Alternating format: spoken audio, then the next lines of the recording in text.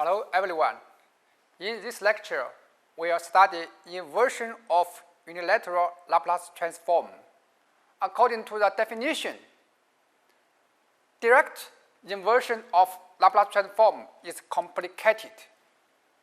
We can determine it by using the one-to-one relationship between a signal and its unilateral Laplace transform.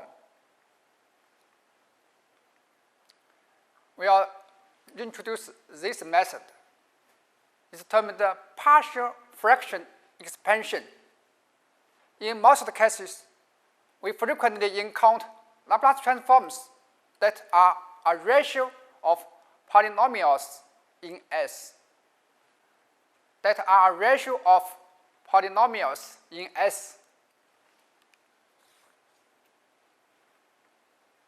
We can use the partial fraction expansion to express x of s as a sum of terms. We have now the unilateral Laplace transform for the exponential signals. And we have now the unilateral Laplace transform for this signal.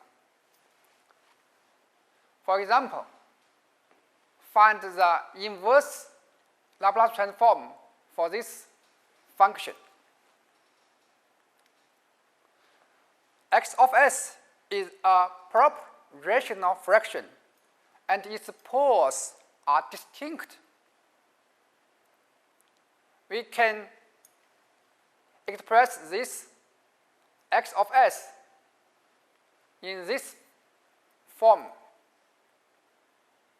To find the coefficient k1, we can multiply x plus 1 on the equation. And then we let s plus 1 equal 0. We can obtain the coefficient k1. When the s plus 1 equals 0, this item will be 0. So we can get the coefficient k1 equals 2. Similarly, we can get the coefficient k2. The k2 equals 3. So the xs can be expressed in this equation. So we can get the inverse Laplace transform for the x of s. This is another example. X is a proper rational fraction, and the pole minus 1 is repeated twice. So we can expand the xs in this form. You can get the k1 in this equation. Multi x plus 1 square on the equation. We can get the k2 in this equation. How to get the coefficient k3? We can differentiate the equation and let s equals minus 1. We can find the k3 in this equation.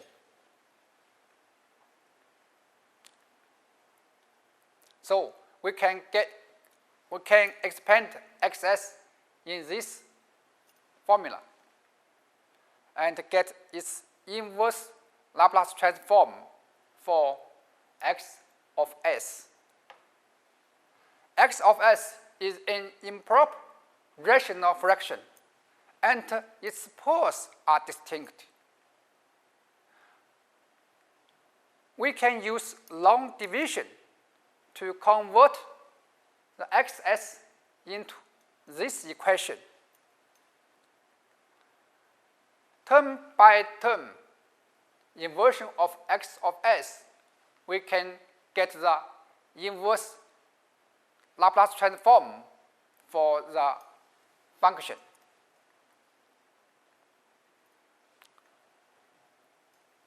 S corresponding to this signal, 4 corresponding to this signal. This function corresponding to these signals. In summary, if x of s is a proper rational fraction and m is less than n, and its poles are distinct, then the xs can be expressed in this equation, and we can find its coefficients in this equation and find the inverse Laplace transform for the function. If xs is a proper rational fraction and m less than n, and its poles p1 is repeated r times, the function xs can be expressed in this equation. We can get its coefficient in this formula. If x of s is an improper rational fraction, then the xs can be expressed in this equation, and we can get its inverse Laplace transform.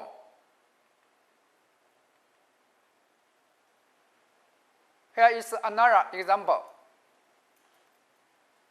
xs is an improper rational fraction and its poles are distinct. The xs can be expressed in this equation. You can think about it. Why we can use this way to find the coefficient k1 and k2. Here is another example. First, we can find the inverse Laplace transform for this function.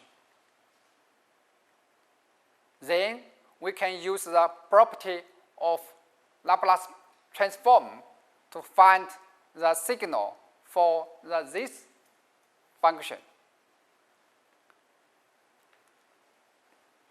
In this lecture, we have studied the inversion of unilateral Laplace transform. That's all for today. See you later.